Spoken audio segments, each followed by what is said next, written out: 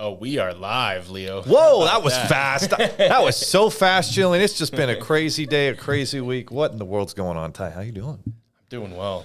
I feel like life's back to normal. I mean, yeah, you got the house locked down. We got the rental property going in Orem. Everything's going good. We're working on it feels like so many things are converging together at the same time. And it's just, for me, I got my oldest son. He's going on a service mission to Brazil in 2 weeks. So we're trying to get that ready. I got my other kids doing football and soccer, and my daughter started her dance business in our basement, and we got to get the youngest going in soccer, and he doesn't know what's going on. I feel like we're not giving him enough attention. And then we got our business, and we got to get more leads and help more small business owners and more coaches. And then we got my figures, and we're raising capital for that. And we got to work with developers, and these venture capitalists are a pain in the ass. And don't forget, Leo, we're taking our employees to Disneyland in 2.5 weeks. Jillian, are you excited? I'm actually super excited to be fun. Get some warm weather. We just can't get warm weather in Utah right now. No, it's just not. Maybe in St. George. Yeah, I mean, I play in a men's league for golf, and 2 days ago I showed up to work in a polo and shorts because it was beautiful and it was warm. And guess what? By 4 p.m. it was like 35 degrees with 50-mile-an-hour gusts, and it was just wind insane. chill. It's Utah. Wind chill. It's been a cold April, and it's been a long winter, and spring's just not quite here. But hopefully it's on the way. So wait, guys, we've got a super exciting episode for you guys today, and Ty, how's the sleep going with the two young boys? Sleep's going all right. That's good. Yeah, we're figuring it out. Jack's great. He goes right to bed, no problem. And Tommy has his nights, but Marie's really good about handling that. Oh, wow. God bless Marie. Huh? Oh, amen. Okay. Well, guys, we've got a good episode for you today. Kind of a combination where we're going to be talking about if you're a business owner, if you're in the funding space, how are these bank crises affecting you, and how do you actually prepare and get ready for the next one? That's kind of going to be one of the themes we're going to talk about. We are going to come back to our money topic, though. Tell us about some of our money topics today, Ty. Yeah, one of our money topics, and this is something that we've experienced, Leo, but 100%. Silicon Valley Bank, their collapse is really scaring startup funding, right? VC is really, really slowing down. They're getting a lot pickier. So we're going to kind of talk about New York Times actually put out an article on that literally says Silicon Valley Bank collapse chills startup funding. So we're going to break that down. No question. I mean, you already had text that things were slowing down, and venture capital was slowing down quite a bit in 2022, and then you add the bank crisis and some other uncertainties, and that's just further exacerbated the entire situation. And then, like I said, we're going to talk about how small businesses can find safety before the next banking crisis. And if you're in the business funding space and you're building something like that, how do you adjust and stay recession-proof in spite of that? Absolutely. And then kind of like we mentioned last podcast, we're getting back to our normal flow here once a week. We will talk about current events. We'll talk about sports like we started this podcast doing. And our sports topic, we're going to discuss the injury data that just came out based on turf compared to grass. Oh, wow, that's good. NFLPA, from what I've heard, has been on that like crazy. And I got to say I agree. So we're going to talk about turf versus grass. Yeah, no question about it. I mean, it's a big deal, and it's a big deal, too, when you think about your kids going out there. More and more of these fields are getting put together with turf. And so when we go to soccer tournaments, my son's playing on turf a lot of the time, and there are injuries that are happening at a larger frequency, it sure seems. We're also going to talk about, all these expansion teams popping up or just moving. So, you had the Oakland Raiders, who then moved to Las Vegas. Now they're the Las Vegas Raiders. Well, now you got the baseball team, the Oakland Athletics, the Oakland A's. It looks like they're going to be moving to Vegas. And then is that going to lead to Salt Lake City getting a Major League Baseball team?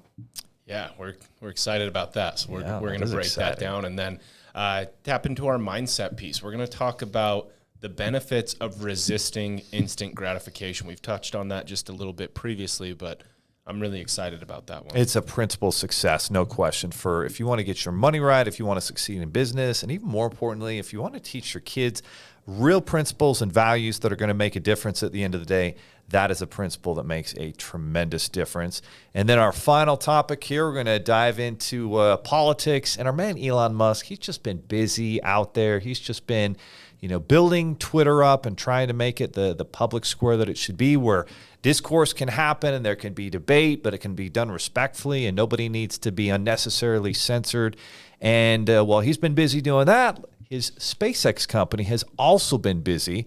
And so SpaceX's Starship actually exploded shortly after launching uncrewed test flight, which is super unfortunate. And that has happened over the last decade.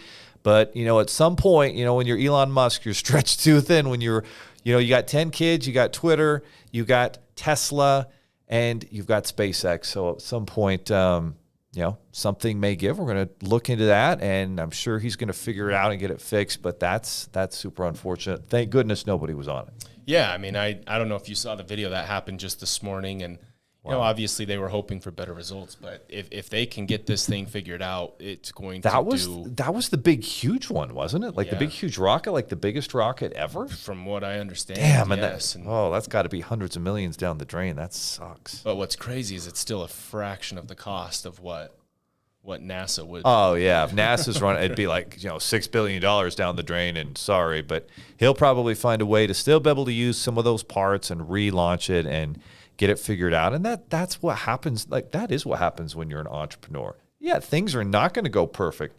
I've been working on this stupid B2B funding partner funnel here for over 3 months now in 2023. It hasn't gone according to plan, but I think we've got it figured out. So you just keep on pivoting and pivoting till you make it, till you find the right formula, and you don't give up as long as you know that you've got something worthwhile that delivers value. You just need to figure out the little tweaks to it, and that's what I'm sure he's going to figure out. So if you're in that, building phase, stick to it as long as you've got a proof of concept with your product or service. And if something's just not quite working, then there's just a few little tweaks that you're going to be able to make to get it working very soon. Absolutely. Well, let's dive into this, Leo. Let's get going on the money topic. I know that was one of our big ones here, and just because it's pretty fresh on our minds, we just had some really good meetings with VCs this week, and we had some doozies with VCs this week. So let's talk about Silicon Valley Bank and how that collapse has impacted startup funding. And guys, we're going to give you a kind of an encyclopedia of experiences and what's going on with venture capital in 2023. And for sure, years ago it was easier, but let's dive into this article. So this is a New York Times article. New York Times used to be the master of the universe when it came to news reporting and being objective and pushing people to the edge. Things have changed a little bit over the years, but it seems like there's been a return to that. And so we certainly hope that that's where they're going. And here's an article that says Silicon Valley Bank's collapse chills startup funding. 2 weeks after the bank failed, the fallout has hit the startup market as investors pull back further and fear has risen more. Jonathan Nilsson had lined up commitments for, Jonathan Nilsson had lined up commitments for $2 million in new funding for his financial technology startup. Oh my goodness, this sounds familiar. HR Capital from two investors last month. He was aiming for $2.5 million, and he thought securing the rest would be perfunctory, like no-brainer easy, right? Then 67 investors, holy cow, 67 investors turned him down in mid-March. His initial investors backed out too. Mr. Nelson was initially confused by the cold shoulder, but 2 days later when Silicon Valley Bank, the most prominent bank for startups and venture capital firms, collapsed after tech investors and startups set off a bank run, it all made sense. I was scratching my head saying, why did they just ghost me? And then the bank run happened. I was like, they're terrified. And the same realization is ripping through the startup world in the wake of SBV's sudden failure after a harrowing 2022 when the easy money for startups dried up, leading to slashed valuation, lower. And so that's what happened. Like in 2019, 2020, and 2021, there was a lot of money that poured into these new startup companies or startup companies that had been going for a few years. And it was kind of like they were all in it together and they were very optimistic, but they missed some of the realities.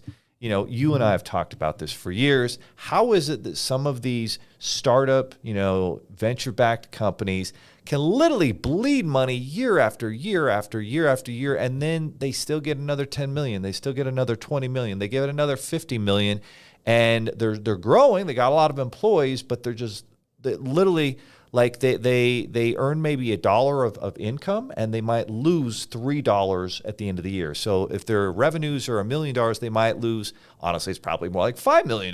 Let's call it $3 million. So literally, I make $1 million, I lose 3. I make $5 million, I lose 15. If you're a company like Lyft and some of these others, I lost 500 million. Like, all these companies losing so much money. So at some point, that had to come to roost. And what happened was these high interest rates came in. And now if you're an investor, all of a sudden it's much more complicated. It's much more expensive to fund your business. And so if you're putting your money in there, you're not quite as excited, because at the end of the day, it's how much can I make on my money? And so if you're an investor, you could put it in tech companies and hope that you're going to make it back. Sometimes it disappears. A lot of the times it does. Or you can put it in bonds and make 5 or 6%. And so that's been the issue for investors. And then you have high interest rates that have complicated everything from there.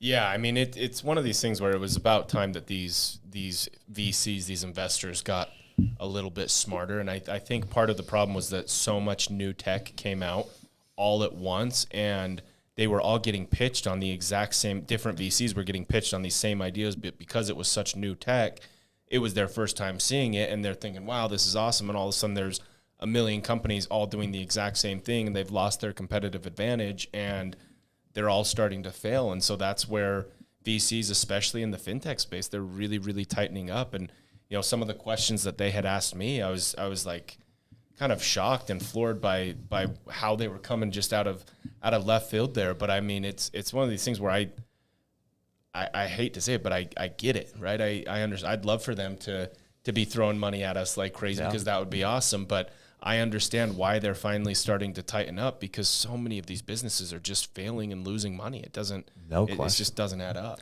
And so then the other thing that starts to happen is a lot of these tech companies are going to go out of business, and the only way they're going to raise more capital is in what they call a down round. And a down round means you go to the venture capital firm, you're like, yeah, we think we're worth this. And they look at their books and say, yeah, you lost a ton of money last year. You're growing a little bit.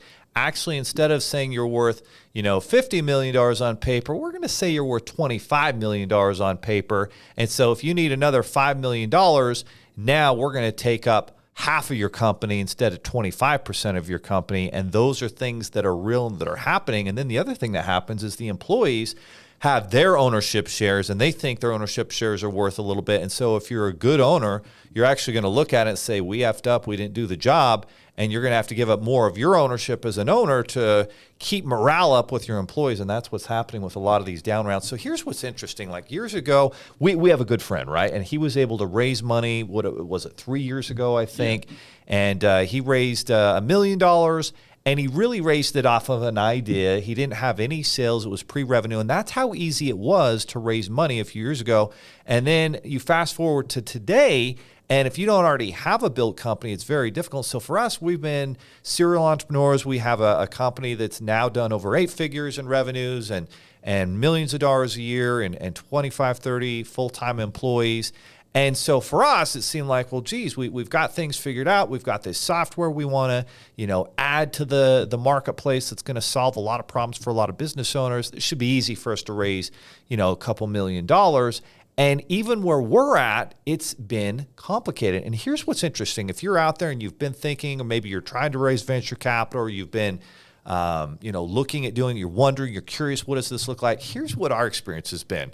So we went to this fintech meetup in Vegas, went with one of our other partners, Bo, there. It was interesting. We met with all these different groups there, and we learned a lot, pitched to some of the venture capitals. And, in that event, in that space, you literally have 1,000 people in a room, and it's kind of like, well, we'll talk seriously afterwards. So now afterwards, we've been connecting more seriously with venture capital firms, and you'll meet with one firm, and the dude will take you in one direction to say, you should do this. And I'm not going to invest, but because I don't like, it's not a perfect fit for us, but I think you need to do this. You're doing this all wrong. And so we listen, we're like, oh, okay, cool. We need to go this direction. And then we meet with the next guy, and he's like, no, actually, we like what you're doing. You're doing this. It's not a good fit for us, but, it looks like you're going the right. And then another guy will have a completely different take. And so you get all these, you're just pulled in all these different directions, and you're just not sure, well, how do we navigate that? Yeah, I mean, I've just started to jump on these meetings with you and these pitches with you, and it's blown my mind. Literally, we'll do 2 in the same day.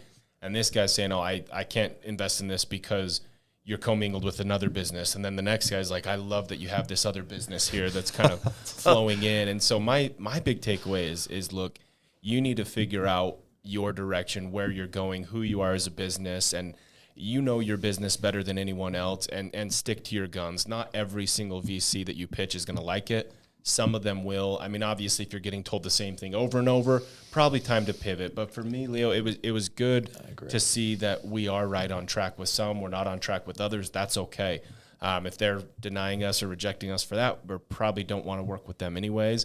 And you kind of need to have that mindset when you're trying to raise capital, because you're going to get rejected a lot. Yeah, I completely agree. And for us, it's a little different. Like, we aren't just theoretical. We think this is a good idea. I mean, we've served thousands of small business owners, and we've heard what their struggles are. We know what their struggles are. We've worked with their coaches and their consultants and their accountants and heard from them, gotten their feedback. And so at some point, like, we have done the due diligence, and we're going to do more to figure out what the market wants. And so I think you're right. I think we stick with our non-negotiables. We're able to accommodate and be flexible on a few items, but overall, like, the vision needs to stay the same, and we need to push forward, learn where we can.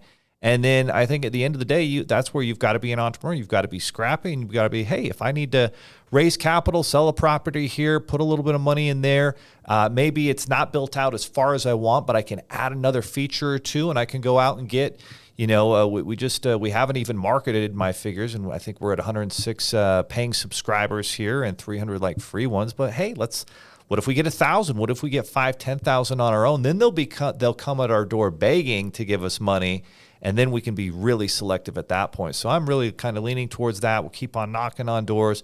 But if you're in the venture capital and you're trying to raise money, I think those are things you should consider and try to figure out and get a minimum viable product that's pretty good, that solves some problems, and then you can kind of do it on your own terms. And so I guess here's for sure what's true is right now is probably the most difficult time to raise capital that there's been probably in the last decade.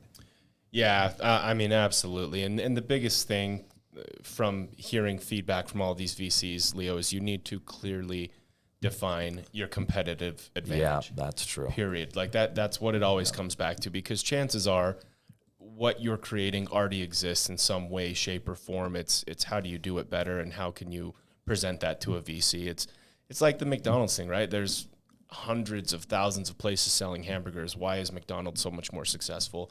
You need to be able to define that for your product. And that's where it's good to be like, hey, we're going to stick to our guns. But then when you also hear, we've heard multiple of them, hey, you're not really as clear in the solution you're providing. And so that's been good for us. And that's been good for us to step back. And you're right. We're not articulating our message and our solution good enough. And thanks for pointing that out. Now we're going to have a much better, concise message and the competitive advantage, the value, the solutions, benefits we're delivering to our partners and to our end user customer of our fintech app. And so that's been really good. And so I think that's a good thing to look at wherever you're at with your business, right?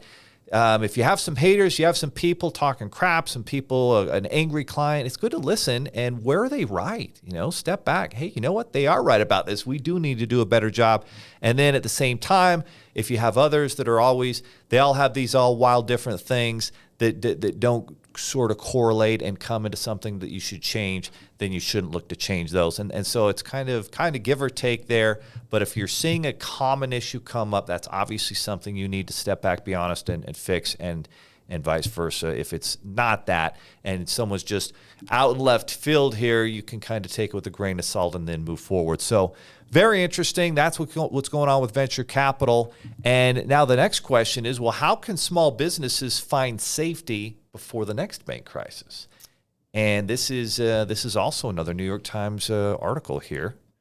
And so It says financial advisors recommend that business owners examine their accounts now to ensure that they are protected in case of a future bank failure. And I believe Warren Buffett said last week, good old Uncle Warren, said that it's very unlikely if you have money in a bank and it's more than the $250,000 that's insured from FICA, or the FDIC, not FICA, FDIC, that you have anything to worry about. The government's going to back that up. So that's what he thinks. But here's what this article says. It says the collapse of two regional lenders, Silicon Valley Bank, SVB, and Signature Bank, last month caused a ripple of panic among small businesses across the country as owners watched the news unfold and wondered whether their assets were safe, even if their deposits were not in one of the failed institutions. Now that the panic has begun to subside, advisors are recommending that small businesses examine their accounts to determine the level of risk. Basically, you have your money sometimes in these smaller regional banks, credit unions, et cetera, and it's insured up to $250,000.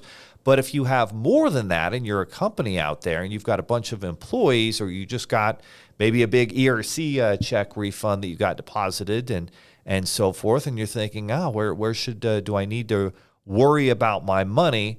And so the funny thing that's happened, Ty, is, and this has been unfortunate, a lot of these regional banks, business owners have been proactive. They have been scared, and they're like, maybe I better take my larger amounts of money from my business or in savings, and I should move that into one of the big ones.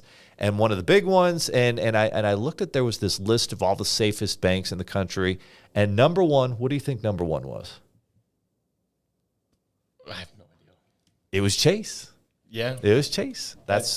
That's where we have our business accounts, and Jamie Dimon has been running Chase for, 15, 20 years. That guy's been doing it a long time. And so Chase is the least affected in terms of these bonds and other things, and high interest rates have affected and impacted them less than any of the other banks. They have by far the most capital and deposits in the entire country. So at this point, they're up there number one. And then you've got Citi that's up there. You've got Bank of America that's up there. Wells Fargo does have some losses, but they're still looked at as a pretty safe bank. So those are kind of the safest ones in terms of your odds of having issues. And so what's happened is this is hurting the smaller banks, the regional banks, and I'm not sure it's a good thing. It's kind of like when you look at like a Facebook or something like that has so much power, Twitter before Elon Musk, like they have more power than the government, honestly. And these big banks now have more power than the government. They have more power than the richest people in the world because they control so much. And so is that a good thing? It's not. But then on the other hand, it's not a good thing to have your money in Silicon Valley Bank. And we had friends who weren't going to be able to make payroll the next week because all their money was tied up in Silicon Valley Bank.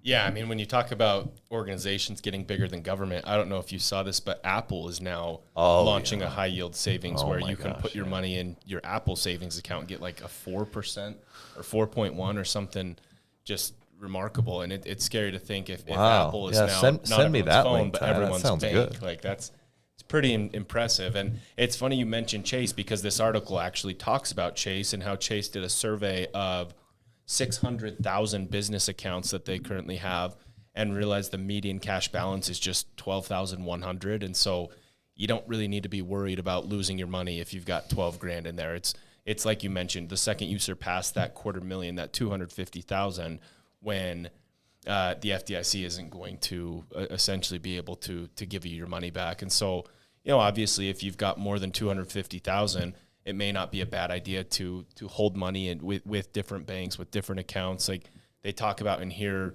payroll obviously is one of the biggest business expenses. And sometimes you can do payroll out of this account and hold the rest of your funds in another account. So diversifying is obviously an important move here.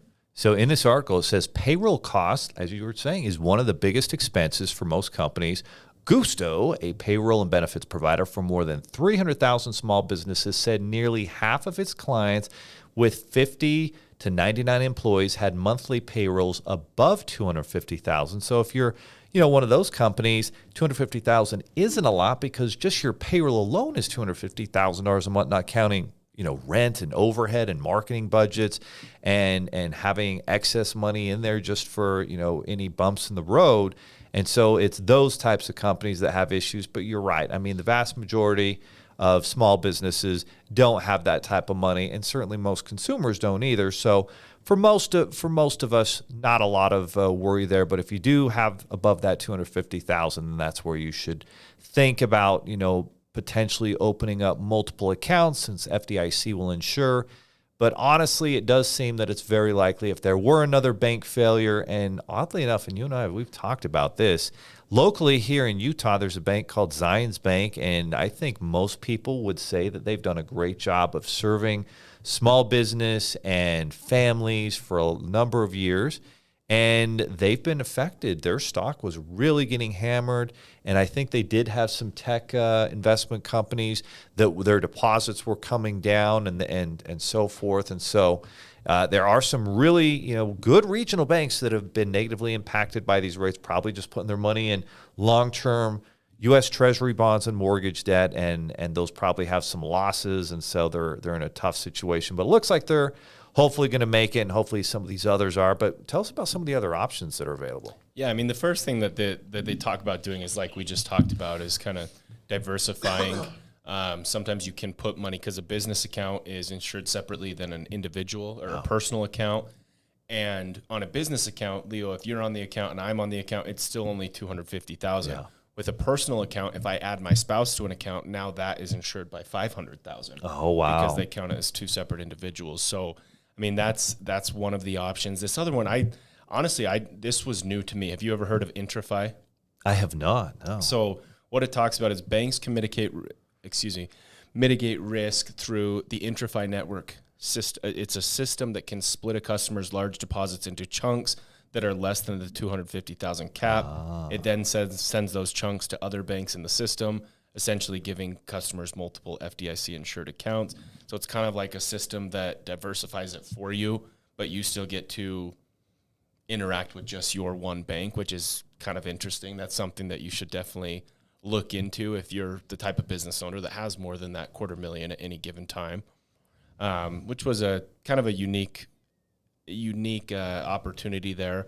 And then again, should I be concerned? Should I be worried? That it's something that just comes down to how much money you're holding. I overall, no, I don't think that the vast majority of the banks are going to shut down and you're going to have any problems. But if you do have over 250,000, I would absolutely, just like you prepare for any sort of potential crisis, right? We keep food storage because of a potential massive earthquake in Utah. It may never happen, but mitigating your risk is a very, very important thing to do. No question. And if you are in Utah or one of those areas where there's earthquakes, you should have earthquake insurance. Absolutely. All right, guys, that's our money section here. Let's jump into the sports section, and there's a lot going on in sports right now. And so one of the things in the NFL that's been impactful is the number of injuries that seem to be on the rise, especially knees and ankles. You think of Cooper Kupp, some of these guys here who really talk about the importance of, if you play on grass, it's safer for your joints versus the turf that just, bad things seem to happen. I'm curious, though. I'm not sure why that is. So why is that? What is this article saying, and what should you be aware? And this is beyond just the NFL, by the way. All you got kids out there, and more of these fields. Our high school field is turf. A lot of the soccer fields that my son plays on with his soccer tournaments, those are on turf. There is a trend towards turf because, hey, it's less maintenance. You don't have to mow and cut it and worry about weeds, and you don't have to water it. So there are some benefits there for the maintenance crew, but there's a lot of downside, it sure seems, with injuries. Yeah, it's kind of interesting, too. It seems like it'd be one of these topics where it'd be so easy to get the data and just say, hey, look, Brigham Young University plays on a grass field and University of Utah plays on a turf field. There's much data out there. Let's just see how many injuries are occurring. But what they're not taking into account, the NFLPA keeps coming, and the NFL comes back and says, no, these assertions are incorrect because you're not taking into account the heat, the humidity, the type of turf, the amount of beads.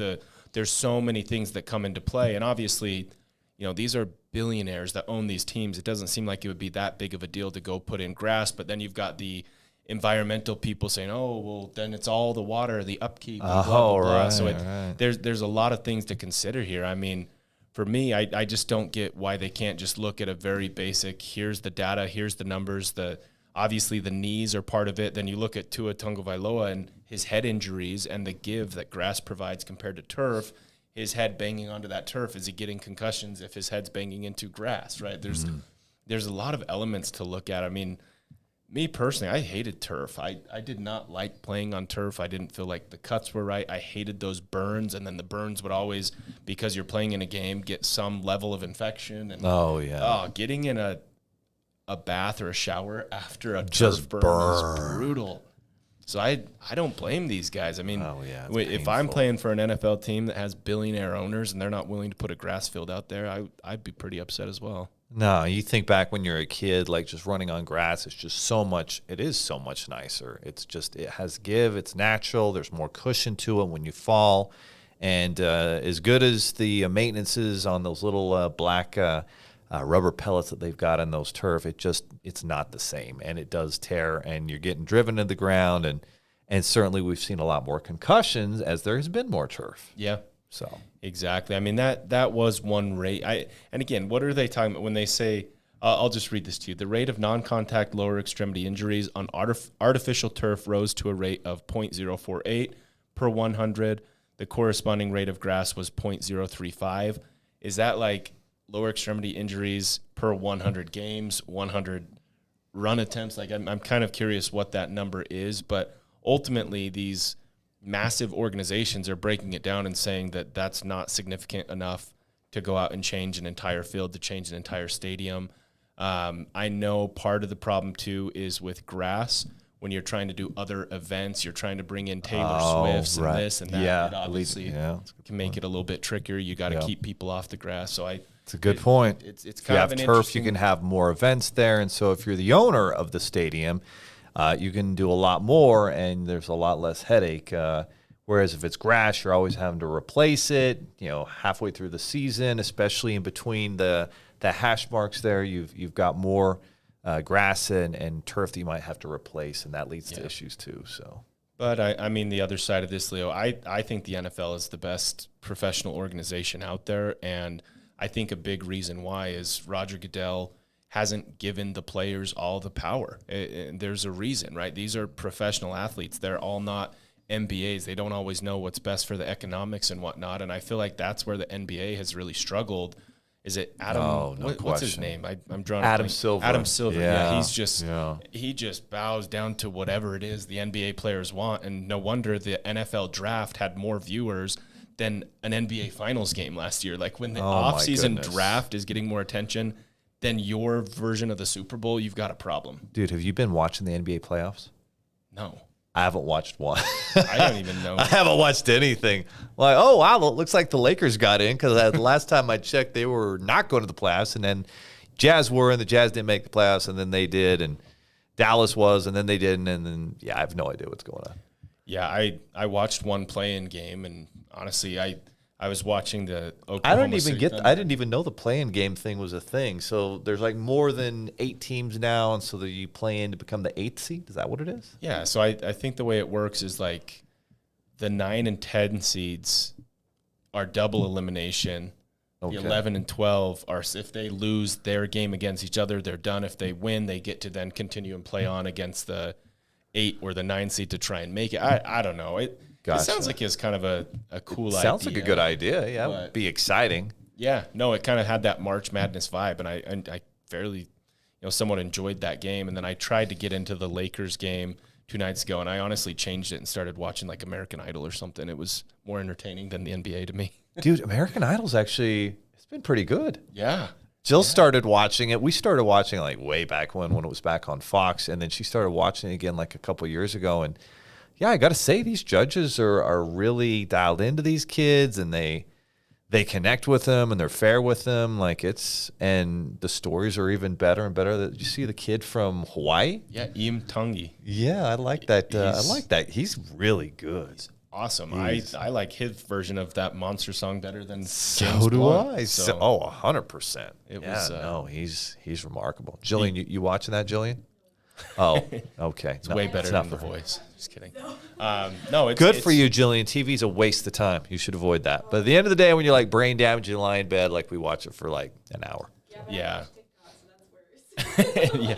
You know what? Oh. Hey, I'm 2 weeks free of social media now. Ooh, how's your social media fast going? I got rid of Instagram. I got rid of Facebook.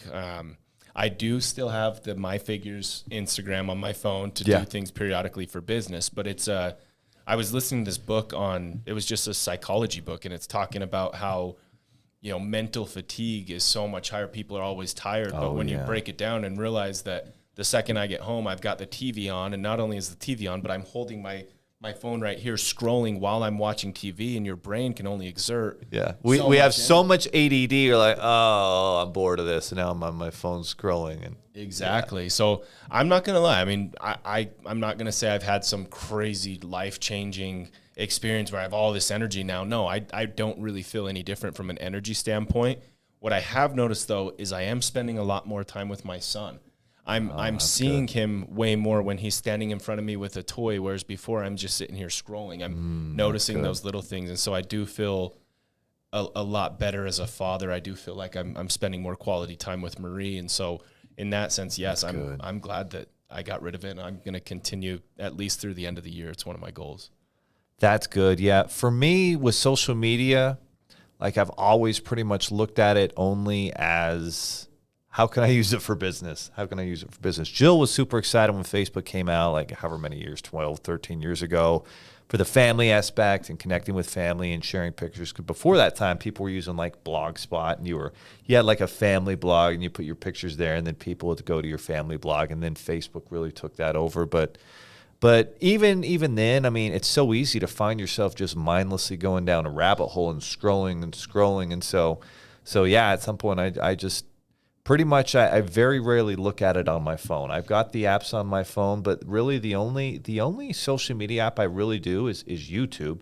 And it's almost always for a video about business or some aspect of business or a podcast about business. Yeah, no, I mean, I was one of those that kind of kept that excuse of, I only have social media so I can keep up with my family and friends and keep them updated on what I'm doing in my life. Yeah. And when I really thought about that and broke that down, I was like, how disingenuous is that? Like, in all reality, like if I really want my mom to know about my life, I should give her a call and have a conversation with her. I should send her a picture of my sons that was meant just for her. Right. I have a very close family friend, my godmother in California, and I've always used the excuse of, I'd send her a Facebook post on her birthday, and I post a picture of Jack so she knows what we're up to. But just last week, I realized, I'm not seeing her post. I'm off social media. This is weird. I sent her a video of our new house and Jack playing with Thomas on a toy that she sent us, and we had this long conversation because it was much more personal. So I think your relationships that actually matter will be a lot stronger if you get off social media, and those that you don't really give a shit about will continue to not really matter to you anyway. So I think if you're struggling with relationships, you feel like you don't have strong friends or strong relationships, I think getting off social media will probably help. You know what's interesting? I feel like the one app out there, and I'm pretty sure this is how the younger generation are operating now, the one social media app out there that is good and almost exclusively used with family. I guess maybe if you're a teenager, this might be a little bit different, but even our kids, like, is Snapchat. Like, we're in the Grand Canyon, we're doing this, we're doing that, we're at Disney World, we're wherever. Like, we're going to share stuff on Snapchat. We have like a little family group, and we share little snaps in there with the family group, or you have really good friends. And I know it's a little bit different, but it is even like friends. Like, if you're, in your 20, 22, 23, if you're in your teenage years, like, everybody is Snapchat, it seems like, because it is much more intimate and connected, and it disappears after a little bit. So it seems like that's the actual app nowadays that if you really were trying to share with family, but you're right, nothing beats a one-on-one phone call. That we can do video calls now. Like, that was mind-blowing to think that you could do that 20, 25 years ago, even a decade ago. they were asking, oh, do you think we'll ever be able to do that? And now we just take it for granted. And my son's going to be in Brazil in a few weeks, and I'll be able to video chat with him. Just amazing, that technology. But yeah, we don't use it the way it should be used for family. Yeah, I mean, I did keep Snapchat. It's funny that you say that because, a lot of people, Jill, when you said Snapchat, Jillian, like, oh, give me a break, because in all reality, in Snapchat. Well, we're old. I'm old, Leo I'm and I, 40s. did you know we Snapchat back and forth when we're doing something cool? I'll send him a Snapchat. But I don't know if you knew this, though. You can go down these same rabbit holes. Snapchat has all these crazy stories. I did. I just never go. But exactly. I've committed to and they're good. They are. Like, you'll be down a rabbit hole for days. Oh, shit, look at that. That's fascinating. That oddly satisfying thing where they, like, cut soap. It's like, why am I watching this? Give me a break. I think actually lately, at least like not the younger ones or like the older generation, but my generation, we're going more for Instagram stories. Ah, Rather than Snapchat. Jillian's telling us the young generation is right now transitioning to stories on Instagram. Okay. That is true, because I did a post the other, last month or something, my last post before I got rid of it, and my friends were like, why are you posting? Just put it on your story. I'm like, well, I don't really know how. I'm out of the game on this. But I did do it with our My Figures one, so I learned from a business standpoint. But yeah, Snapchat, I think it's awesome too, because if you're just using it to communicate with your friends, it's not insensitive. I think you can have awesome back and forth with Snapchat, and then it brings up memories. That's what I love about it. It's like 2 years ago on this date, this is a Snapchat that you sent out, and it kind of is a little journal. So I did keep that one for that purpose. Actually, and that's one thing that I like about Facebook. And honestly, the only time I ever use Facebook, and I log into it every day, is to check our Facebook group. We've got a few thousand people in our funding partner community that are in that Facebook group. And so I'll go in there, and I have to make sure there's no fires and no one's like, oh, why didn't so-and-so call me back, or what's going on with this deal? I'm like, just call Jillian. She's right there. She'll help you. But it will do the same thing of memories, because Jill is really good at posting stuff of the family on her Facebook account. And so every day I'll log in and there's a new memory, and it'll go back 8, 10. You'll start crapping your pants here, because Jack is 2 years old. Is he 2? Just about. He's going to be 2 in July. So Jack's going to be 2 right in July, but all of a sudden 5 years will go by and he'll be 7. And then you'll get a memory picture. Oh, this is Jack, when he was 3, when he was 4. And you're like, unbelievable how much he's changed. Or you were at that event or that family thing, or maybe it was a football game or whatever it was. But so I now take those and I screenshot those and I put them in a Google Drive folder, and I'm just racking up these. And then I'll share them with all of our family in a text. Yeah.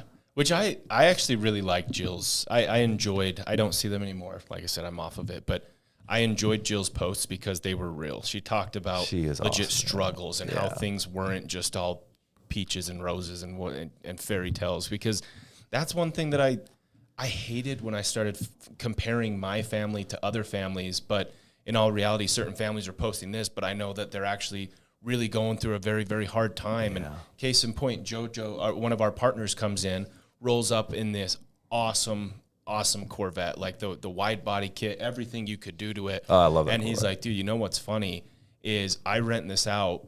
They have to pay me for a full day, but it's some influencer who doesn't even turn the car on, doesn't even know how to drive it, just gets in the car, has a bunch of pictures taken, and then posts them online saying, oh, I bought this new car with this commission and this and that. And it's like, it's just so fake. And I'm comparing myself to things that aren't even real. And it's unnecessary. I didn't mean to. I know this wasn't even on our schedule, so I hate to go off on this tangent, but I just wanted to experience, other people know about this freeing experience that I had. And again, it comes down to, it wasn't fatigue, it wasn't this, it wasn't that. It's relationships. That's where I've seen the biggest difference by getting off of social media. Dude, that's what's crazy though. Like, people want to live this fake, inauthentic life. And so you see this, right? You see this where, this guy's whole business model is, I've got these sexy cars, and sometimes celebrities come, but more often than not, it's people who are trying to be influencers, and they're like, oh, this is my sweet ride, guys. And like, if you've really, one of the coolest things ever in life, I think, is to get to a point where I don't give a shit what anybody thinks. I don't have to prove myself to anybody, because my goals and what I want to do are bigger than whatever their expectations are. So I don't need to post, pictures of this, that, and the other. If it can help a business, if it can, we got that 2 Comma Club X award that's over there. We need to get a picture of that just because it means a lot to a lot of people, and there's a lot of people that helped us to get that, and we've got a great team. And so, but people literally just want to, say they've achieved something when they haven't, and it's okay to be patient. It's okay to realize it's part of it. It's a journey. It's a struggle that you're going to get there, and just go through that, and then understand that you don't have to, do this fake stuff. You can just be yourself, be authentic, and that's when people have actually achieved real success, they don't have to tell you about it.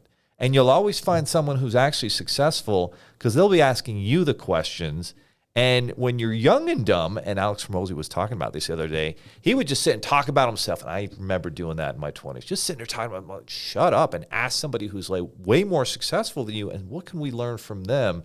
And when you start to approach life that direction, it's a much better way to live, I think. Yeah, it is kind of interesting how you see these accounts of people that have achieved such high levels of success, whether it's professional athletes or Elon Musk, whoever it is. All of a sudden, once they've achieved that high level of success, they have no problem posting about their shitty living circumstances or their shitty car or this or that. All of a sudden, they're totally fine to talk about it. But when people are actually living it, they're so scared and self-conscious of it. It's like it just doesn't make any sense. But I'm glad to be freed of it regardless. So you're free, Ty. I'm free. You're free.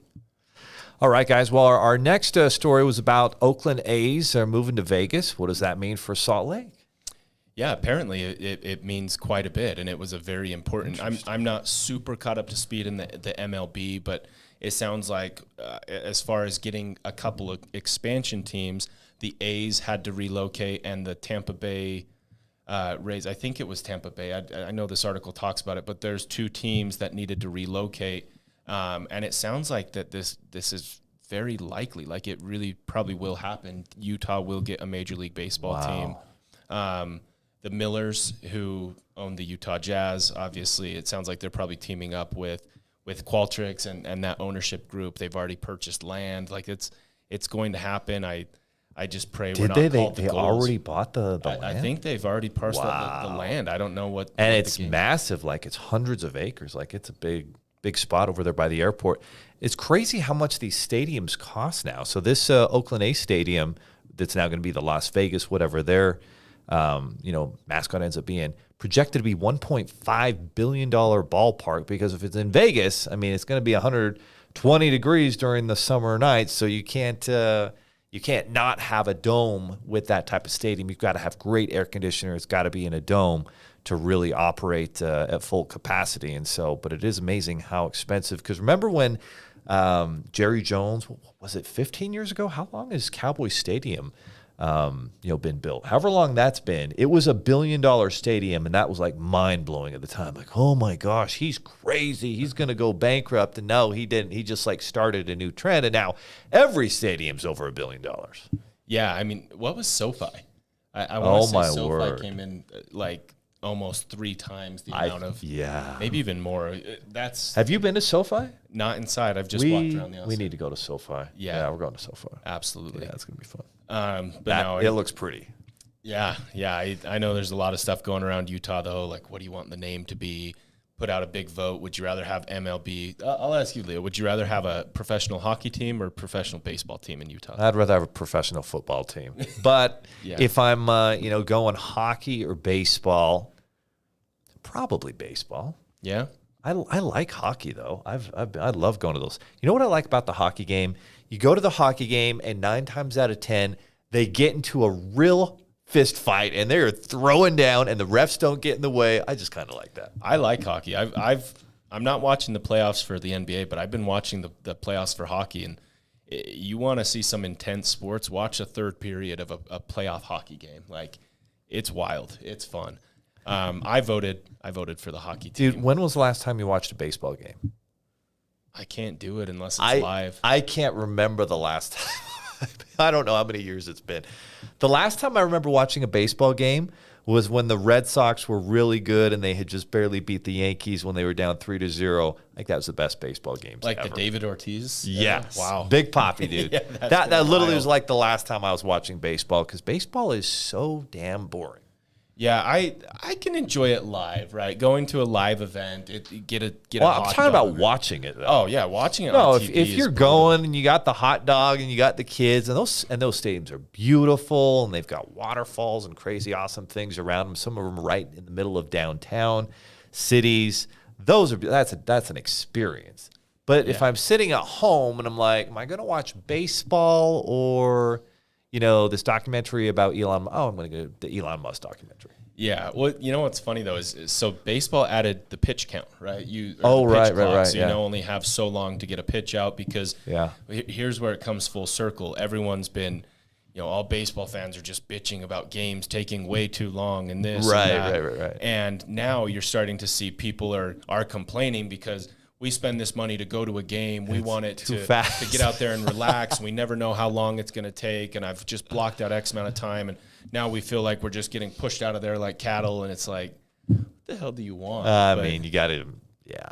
Well, and now because games are going so fast, it's mandatory they stop selling beer and liquor at certain times in the games. So people don't feel like they even have time to go enjoy themselves. It's funny. It's interesting.